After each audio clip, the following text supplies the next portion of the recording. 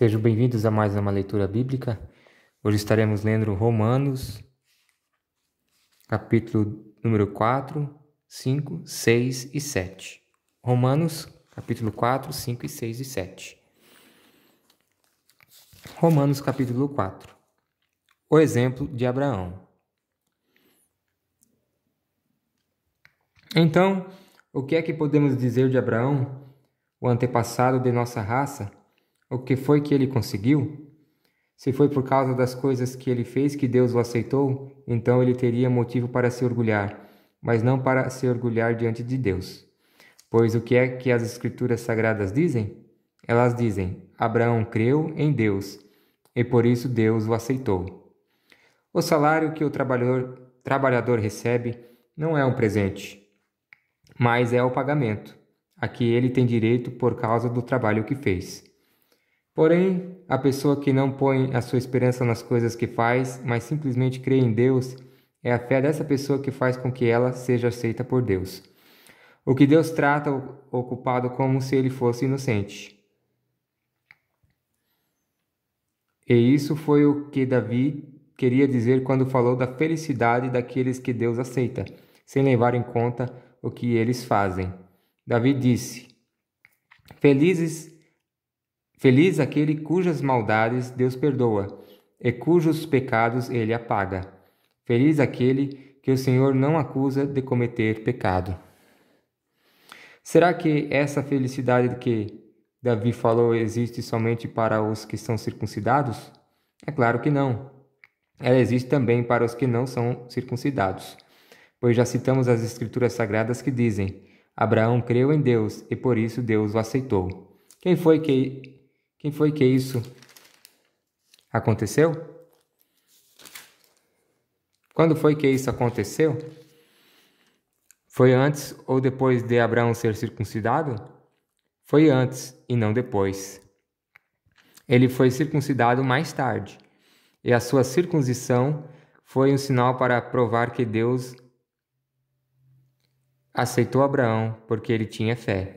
E isso aconteceu quando ele ainda não havia sido circuncidado. Assim, Abraão é o pai espiritual de todos os que creem em Deus e são aceitos por ele, mesmo que não sejam circuncidados.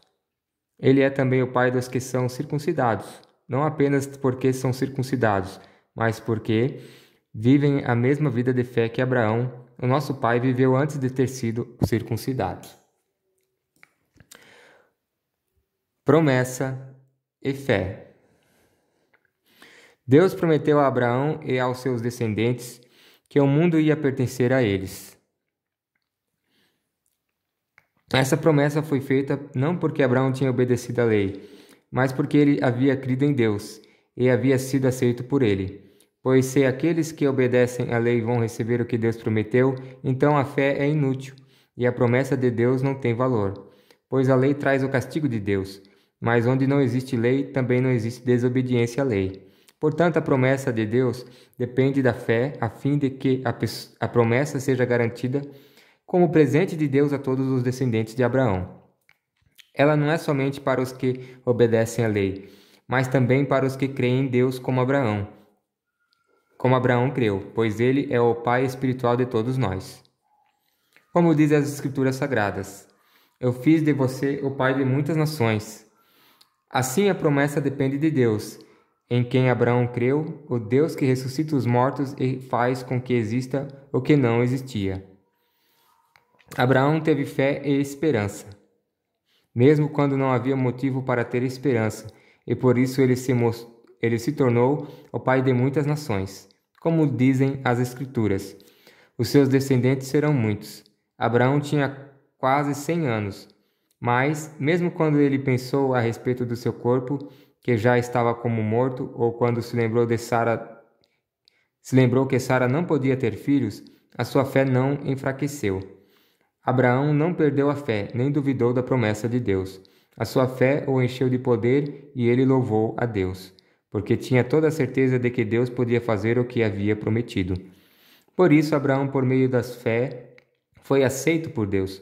As palavras "foi aceito" não falam somente dele, falam também de nós, que seremos aceitos.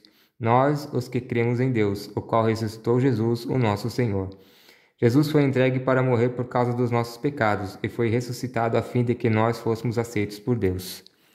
Capítulo de número 5. Aceitos por Deus. Agora que fomos aceitos por Deus pela nossa fé nele, temos paz com ele por meio do nosso Senhor Jesus Cristo. Foi Cristo quem nos deu, por meio da nossa fé, esta vida na graça de Deus. E agora continuamos firmes nessa graça e nos alegramos na esperança de participar da glória de Deus. E também nos alegramos nos sofrimentos, pois sabemos que os sofrimentos produzem a paciência. A paciência traz a aprovação de Deus, e essa aprovação cria a esperança. Essa esperança não nos deixa decepcionados, pois Deus derramou o seu amor no nosso coração por meio do Espírito Santo que ele nos deu. De fato, quando não tínhamos força espiritual, Cristo morreu pelos maus, no tempo escolhido por Deus. Dificilmente alguém aceitaria morrer por uma pessoa que obedece às leis, pois pode ser que alguém tenha coragem para morrer por uma pessoa boa. Mas Deus nos mostrou o quanto nos ama. Cristo morreu por nós quando ainda vivíamos no pecado. E agora que fomos aceitos por Deus por meio da morte de Cristo na cruz, é mais certo ainda que ficaremos livres, por meio dele, do castigo de Deus. Nós éramos inimigos de Deus, mas ele nos tornou seus amigos por meio da morte do seu Filho. E agora que somos amigos de Deus, é mais certo ainda que seremos salvos pela vida de Cristo. E não somente isso, mas também nós nos alegramos por causa daquilo que Deus fez por meio do nosso Senhor Jesus Cristo, que agora nos tornou amigos dele. Amigos de Deus. Adão e Cristo. O pecado entrou no mundo por meio de um só homem. E o seu pecado trouxe consigo a morte, como resultado, a morte se espalhou por toda a raça humana, porque todos pecaram. Antes de a lei ser dada, já existia o pecado no mundo. Porém, quando não existe a lei, Deus não leva em conta o pecado. Mas desde o tempo de Adão até Moisés, a morte dominou todos os seres humanos, mesmo os que não pecaram como Adão, quando ele desobedeceu à ordem de Deus. Adão era a figura daquele que havia de vir, mas existe uma diferença entre o pecado de Adão e o presente que Deus nos dá. De fato, muitos morreram por causa do pecado de um só homem, mas a graça de Deus é muito maior, e ele dá a sua salvação gratuitamente a muitos, por meio da graça de um só homem que é Jesus Cristo.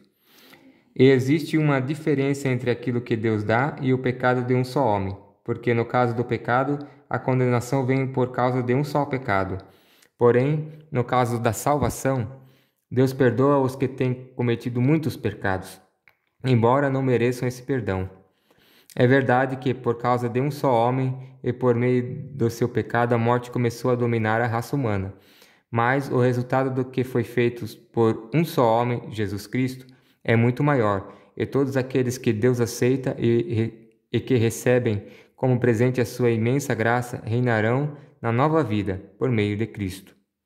Portanto, assim como um só pecado condenou todos os seres humanos, assim também um só ato de salvação liberta todos eles da vida.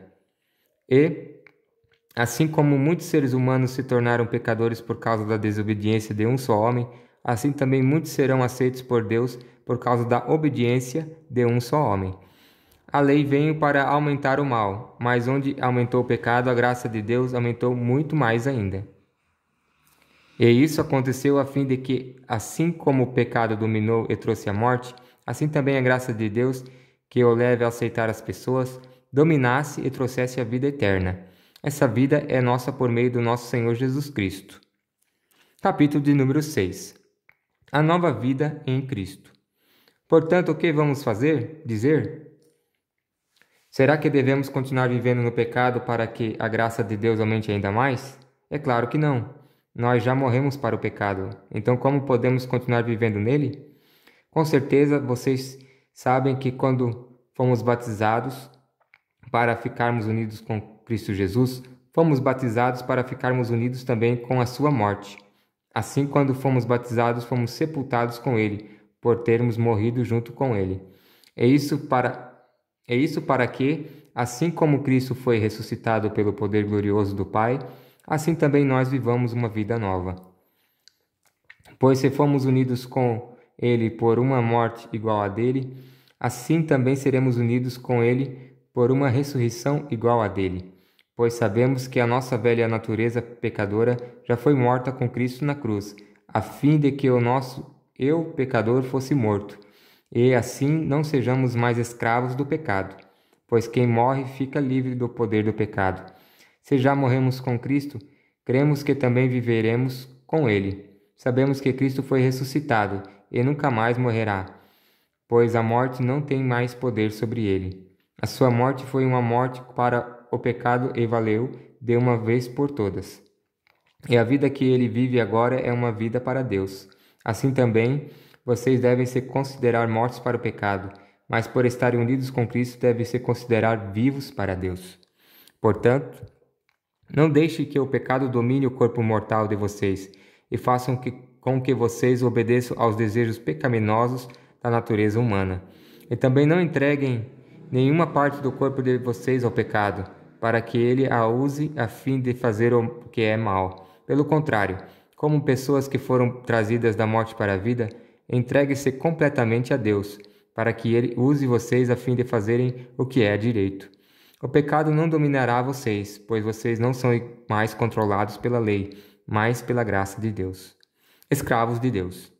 O que é que isso quer dizer? Vamos continuar pecando porque não somos mais controlados pela lei, mas pela graça de Deus? É claro que não, pois vocês sabem muito bem que quando se entregam a alguma pessoa para serem escrava dela, são de fato escravos dessa pessoa a quem vocês obedecem. Assim sendo, vocês podem obedecer ao pecado, que produz a morte, ou podem obedecer a Deus e ser aceitos por Ele. Mas damos graças a Deus porque vocês, que antes eram escravos do pecado, agora já obedecem de todo o coração às verdades que estão nos ensinamentos que receberam. Vocês foram libertos do pecado e se tornaram escravos de Deus para fazer o que é direito. Falo com palavras bem simples, porque vocês ainda são fracos. No passado, vocês se entregaram inteiramente como escravos da imoralidade e da maldade para servir o mal. Entregue-se agora inteiramente como escravos daquilo que é direito, para viver uma vida dedicada a Deus. Quando eram escravos do pecado, vocês não faziam o que é direito. Porém, o que é que vocês receberam de bom quando faziam aquelas coisas de que agora têm vergonha? Pois o resultado de tudo aquilo é a morte. Mas agora vocês foram libertados do pecado e são escravos de Deus. Com isso, vocês ganham uma vida completamente dedicada a Ele, e o resultado é que vocês terão a vida eterna. Pois o salário do pecado é a morte, mas o presente gratuito de Deus é a vida eterna, que temos em união com Cristo Jesus, o nosso Senhor. Capítulo de número 7. Uma comparação com o casamento. Meus irmãos, vocês todos podem compreender muito bem o que vou dizer. Vocês conhecem as leis e sabem que elas só têm poder sobre uma pessoa enquanto essa pessoa está viva. Por exemplo, a mulher casada está ligada pela lei ao seu marido, enquanto ele estiver vivo. Mas se ele morrer, ela estará livre da lei que a liga ao marido. De modo que, se ela viver com outro homem enquanto o marido estiver vivo, ela será chamada de adúltera. Mas se o marido morrer, ela estará legalmente livre e não cometerá adultério se casar com outro homem. O mesmo acontece com vocês, meus irmãos. Do ponto de vista da lei, vocês também já morreram, pois são parte do corpo de Cristo. E agora pertencem a Ele, que foi ressuscitado para que nós possamos viver uma vida útil no serviço de Deus. Pois quando vivíamos de acordo com a nossa natureza humana, os maus desejos despertados pela lei agiam em todo o nosso ser e nos levavam para a morte. Porém, agora estamos livres da lei, porque já morremos para aquilo que nos mantinha prisioneiros. Por isso somos livres para servir a Deus, não da maneira antiga, obedecendo à lei escrita, mas da maneira nova, obedecendo ao Espírito de Deus. A lei e o pecado. O que vamos dizer então? Que a própria lei é pecado? É claro que não. Mas foi a lei que me fez saber o que é pecado. Pois eu não sabia o que é a cobiça se a lei não tivesse dito, não cobice. Porém, o pecado se aproveitou dessa lei para despertar em mim todo tipo de cobiça. Porque se não existe a lei, o pecado é uma coisa morta. Pois houve um tempo em que eu não conhecia a lei e estava vivo. Mas quando fiquei conhecendo o mandamento, o pecado começou a viver, e eu morri. E o próprio mandamento que me devia trazer a vida me trouxe a morte. Porque o pecado, aproveitando a oportunidade dada pelo mandamento, me enganou e por meio do mandamento me matou. Assim a lei vem de Deus, e o mandamento também vem de Deus. Diz o que é certo e é bom. Então será que o que é bom me levou à morte? É claro que não. Foi o pecado que fez isso. Pois o pecado, usando o que é bom, me trouxe a morte, para que ficasse bem claro aquilo que o pecado realmente é. E assim, por meio do mandamento, o pecado se mostrou mais terrível ainda. A luta interior. Sabemos que a lei é divina, mas eu sou humano e fraco, e fui vencido ao pecado. Eu sou humano e fraco, e fui vendido ao pecado para ser seu escravo. Eu não entendo o que faço, pois não faço o que gostaria de fazer. Pelo contrário, faço justamente aquilo que odeio. Se faço o que não quero, isso prova que reconheço que a lei diz o que é certo. E isso mostra que, de fato, já não sou eu quem faz isso, mas o pecado que vive em mim é que faz. Pois eu sei que aquilo que é bom não vive em mim, isso é, na minha natureza humana. Porque mesmo tendo dentro de mim a vontade de fazer o bem, eu não consigo fazê-lo. Pois não faço o bem que quero, mas justamente o mal que não quero fazer é que eu faço. Mas se faço o que não quero, já não sou eu quem faz isso, mas o pecado que vive em mim é que faz. Assim eu sei que o que acontece comigo é isto. Quando quero fazer o que é bom, só consigo fazer o que é mal. Dentro de mim eu sei que gosto da lei de Deus, mas vejo uma lei diferente agindo naquilo que faço. Uma lei que luta contra aquela que a minha mente aprova. Ela me torna prisioneiro da lei e do pecado que age no meu corpo. Como sou infeliz! Quem me livrará deste corpo que me leva para a morte? Que Deus seja louvado, pois Ele fará isso, por meio do nosso Senhor Jesus Cristo. Portanto, esta é a minha situação. No meu pensamento eu sirvo a lei de Deus, mas na prática sirvo a lei do pecado. Essa foi a leitura de hoje. A paz do Senhor.